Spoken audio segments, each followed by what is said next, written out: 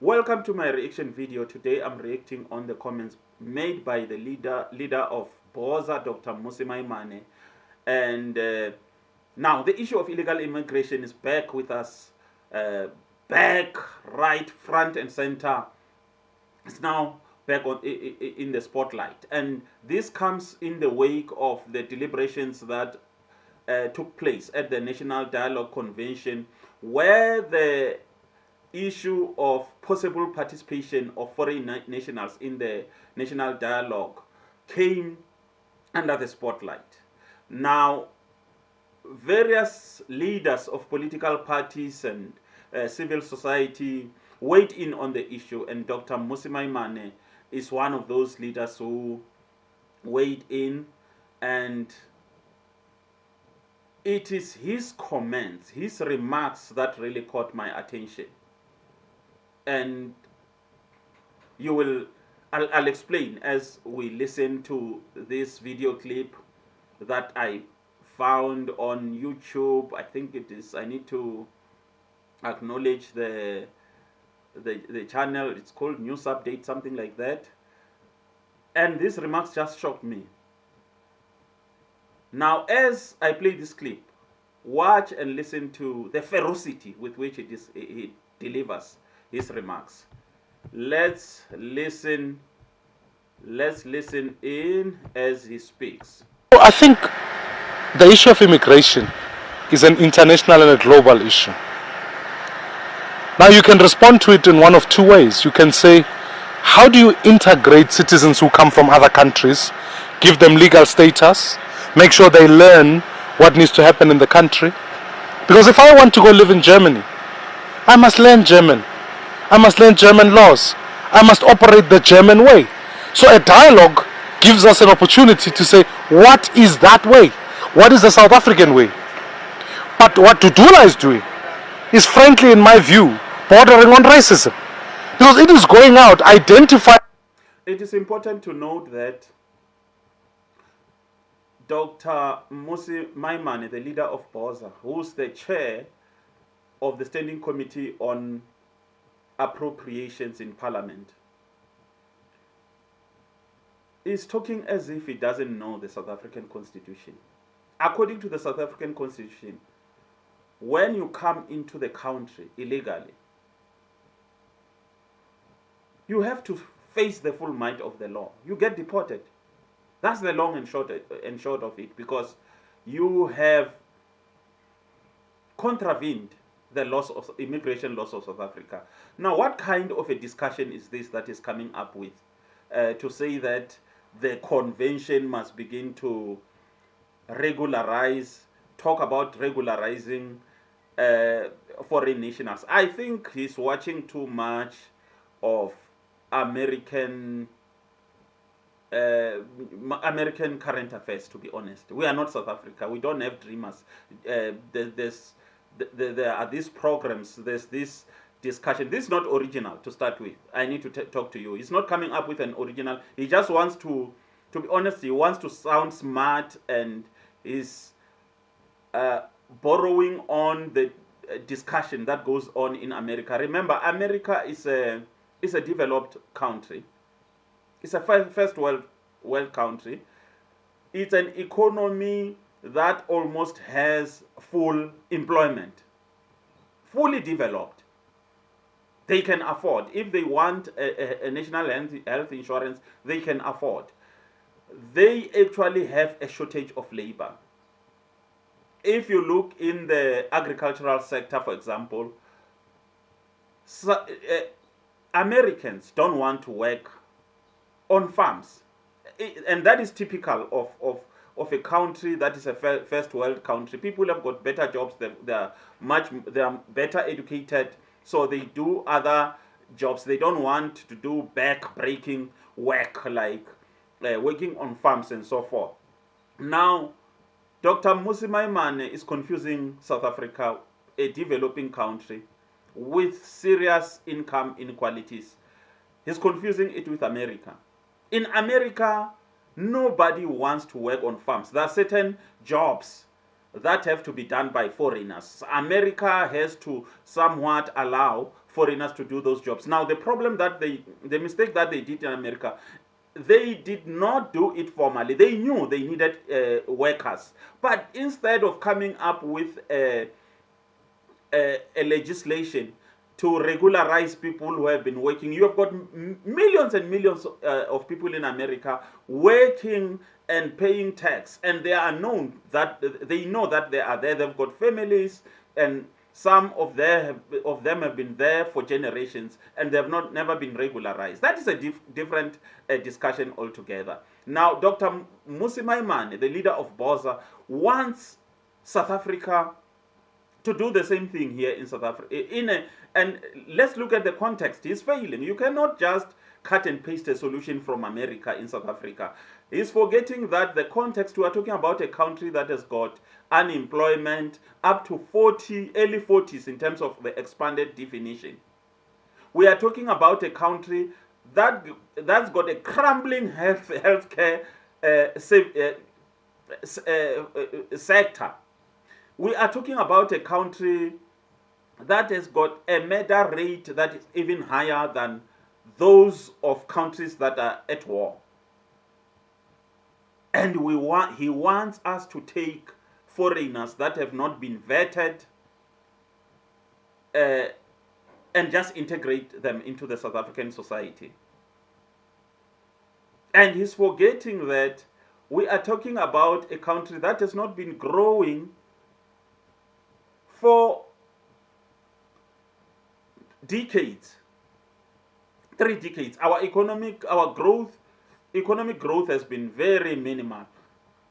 For the past decade, we've been growing less than 1%, almost lower than the population growth.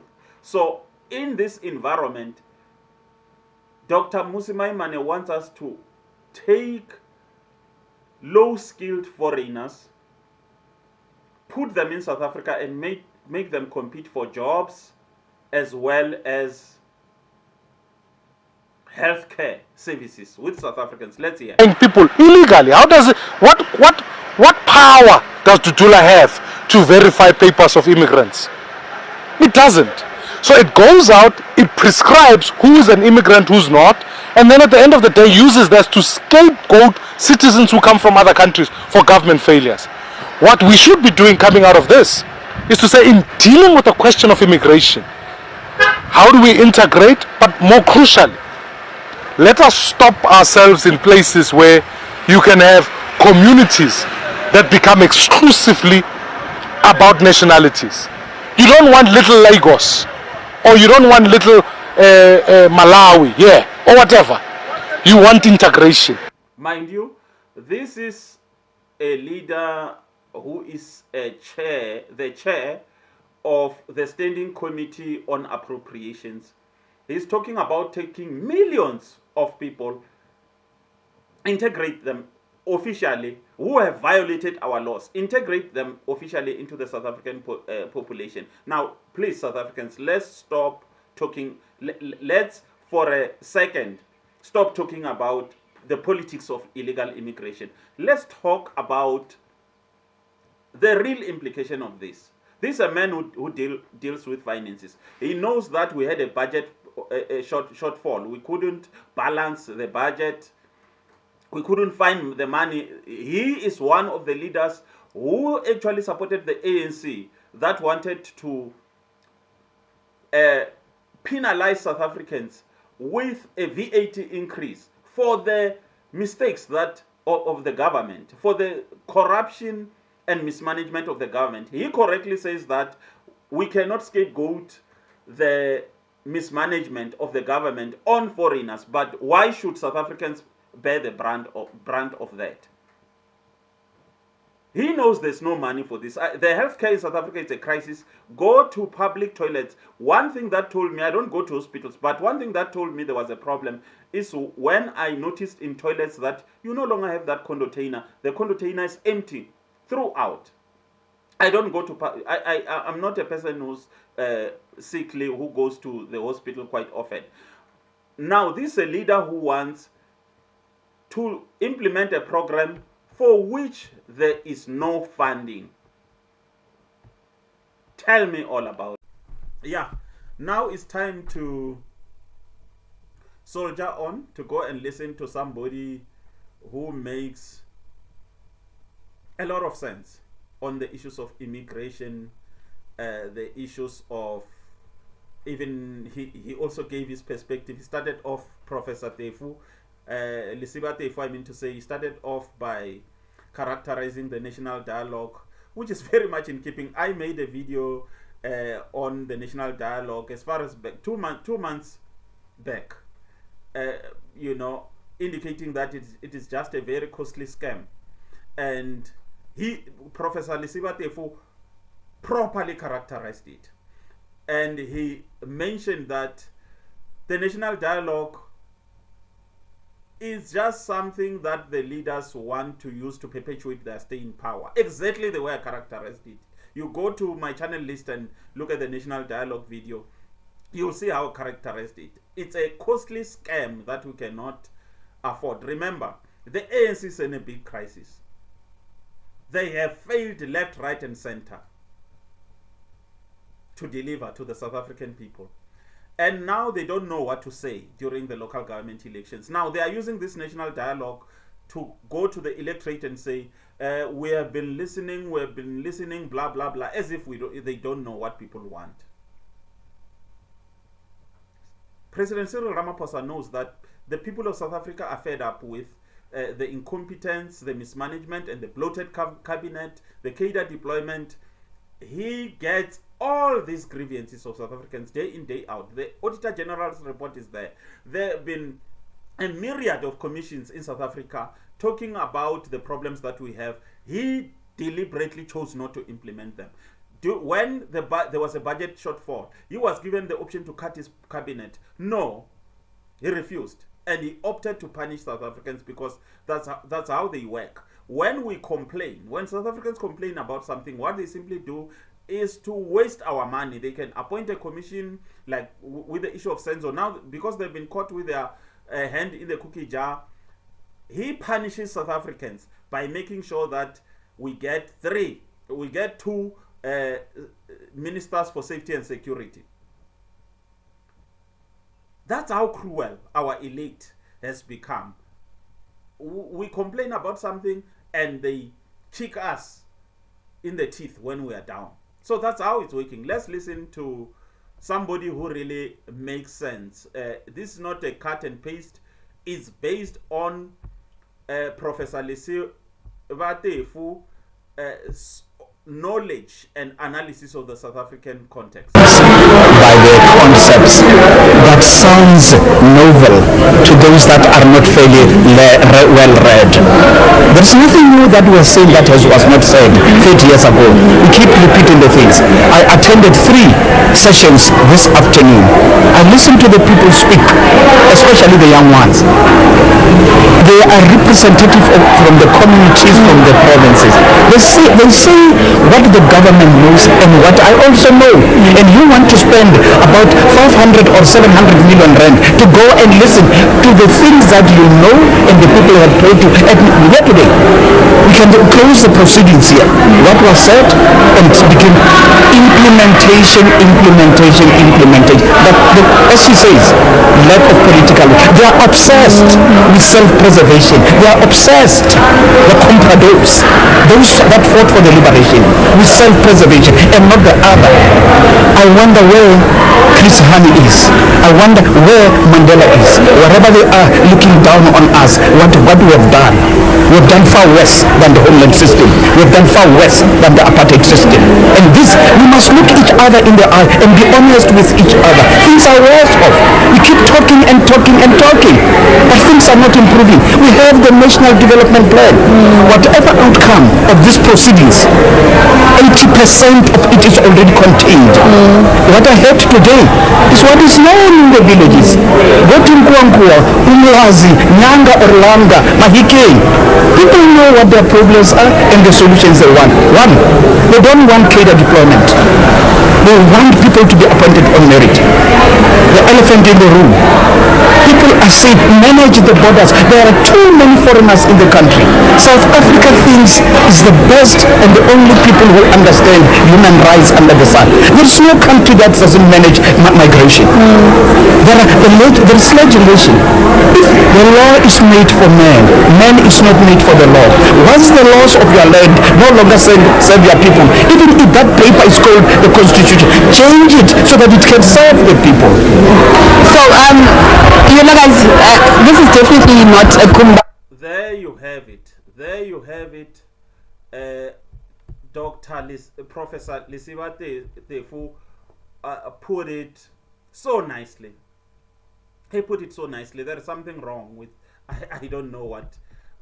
I don't know what to say about us. The way we get things wrong. I mean, the answers are in front of our eyes, but we don't want to heed the lessons of other countries. We are not the first country to have immigration. Every country in the world. Actually, Mmusi Maimane says immigration is a global problem. Go and look at the USA, what Donald Trump is doing. I'm not saying we have to treat fellow Africans like that. And this is not about being anti-African, Afrophobia. What this is all about is the fact that for Africa, for South Africa to contribute to the development and success of Africa, we don't need to be martyrs for Africa. You don't have to destroy the most industrialized country on the continent in the name of Dr. Mmusi Maimane's anarchism. You cannot destroy South Africa in the hope that you will build a stronger Africa. Actually, if you destroy South Africa, you make the rise, you set back the rise of Africa by many years. We need to have a well-managed country. Even if when we talk about contribution to other African countries, let it be done in a proper way. For example, you can have a South African agency for international development and sponsor African countries and deal with health, employment, and contribute and deal with the problems at source, in their own countries. You don't have to open a floodgate, get people into the country that is not growing. Mmusi Maimane should know better. Our tax base is shrinking. In 2011, we had 5 million people contributing, paying tax, income tax. Today, we've got, we had 7 point something million people paying income tax. Today, it has gone down to 5.5 million. All the indicators, economic indicators, have gone south. The GDP of the country, GDP per capita, it was 6.9 in 2011. It has gone down to 6.1. So we are becoming poorer. How can you say you want to take in, to regularize millions of foreigners in South Africa, and you don't know how you are going to provide for them? What jobs are they going to do? Is that not suicidal? It's suicidal. These guys probably don't love the country, or I don't know. I don't know how to explain it, because what they are saying is not practical. And unfortunately, it's casting us South Africans in a bad light, because when we speak up, it is as if we're speaking up against fellow Africans. No, you can get scarce skills where we have got shortage. Recruit those. Don't just let anyone, drug dealer, people who have got skills that South Africans possess, laborers, you get them into South Africa. You're asking for trouble. What the chair of the Standing Committee on Appropriations is talking about will collapse. He's supposed to be the guardian of the South African fiscus, but let me tell you, he is the architect of its collapse by the kind of things that he's talking about. South Africa, when it comes to time for voting, these are the kind of people that we must avoid like lepers. We must not vote for this kind of people. Let's get credible in, even if it means taking people from outside. And I wish the like of Vusi Tembekwayo can raise their hands, because the country is in a desperate situation. We have got thugs in parliament. We don't have good options. Please let me know how you feel about this issue. This is the voice in the wilderness. Please subscribe.